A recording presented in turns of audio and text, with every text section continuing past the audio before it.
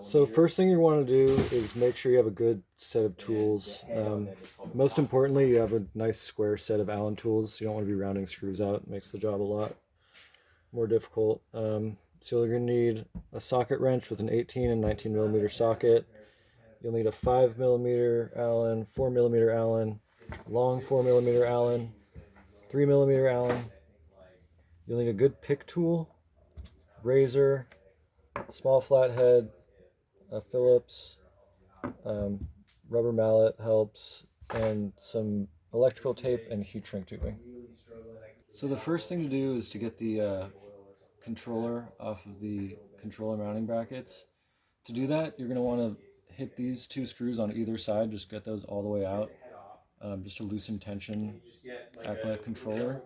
Then all the controller mounting screws out, those are all 4 millimeter Allen screws.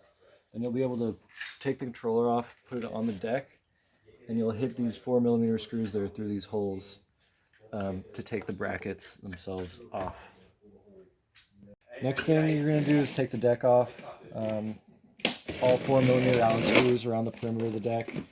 Then you want to hit the side panel, just this side panel.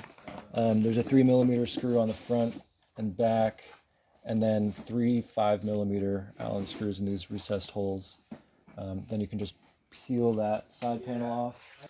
Once you have the controller and the bracket off, it's easy to get the brake off of there. Just hit those two screws, 5 millimeter Allen, and you can just pull it off of the rotor and set it to the side. So first thing you want to do, once you have the deck off, you have it all stripped apart, you want to make sure you have your power drained from your controller. The capacitors will store some charge in there. So to do that, just switch your master switch into the off position, which is towards the front of the scooter, and then power on your iThrottle. If there is power in there, it'll kind of turn on for a second and then start draining out.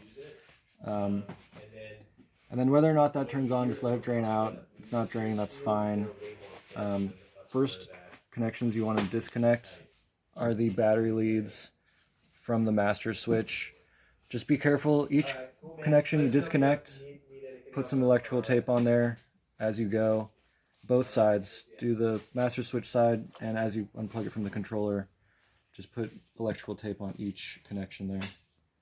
So in the side panel, you'll have these little brackets that are holding the motor wire and the power wire to the controller in place. That's just a 3 millimeter Allen tool. Just pull those off.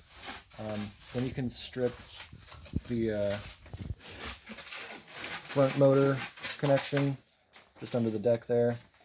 Unplug those connections, and then you'll have your power and your motor wire connections unplugged. You can just run those back through here, out the side. Then the last connection we'll have are the throttle connection and all your wiring up front. So the first phase wire connections we're going to hit are for the rear motor. They run through this side arm here. You'll need to hit a 19 millimeter socket here, 18 millimeter socket here, and then there's this small locking washer behind the axle nut. Kind of locks the arm in place. That's what the small flathead is for. Kind of helps to like pry behind that that locking washer. And then these arms can be really tight coming off the first time, so you might have to hit it with a mallet here or down here just to loosen it up. And once you get that off, you're still going to have your motor wire connections in there, so it's kind of just going to be like hanging up like this. You'll have this plate that the motor wire connections run through, so you can just hit one of those Phillips head screws, just kind of swing that out of the way, and it'll free up your motor connections.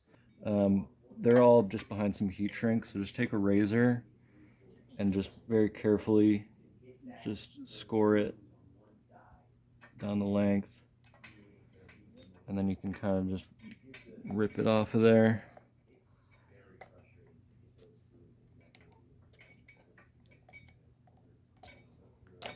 And once you have all three off, just pop all those connections.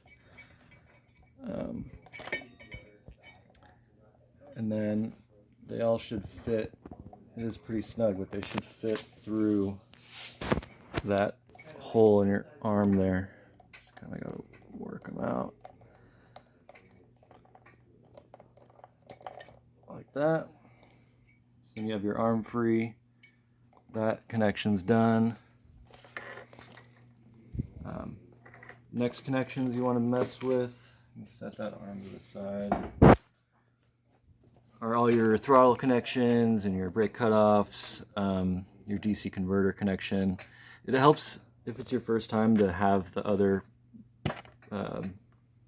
motor controller just right next to it, and you can kind of just plug and play most of these things, like your DC converter connection, your hazards, and all that stuff.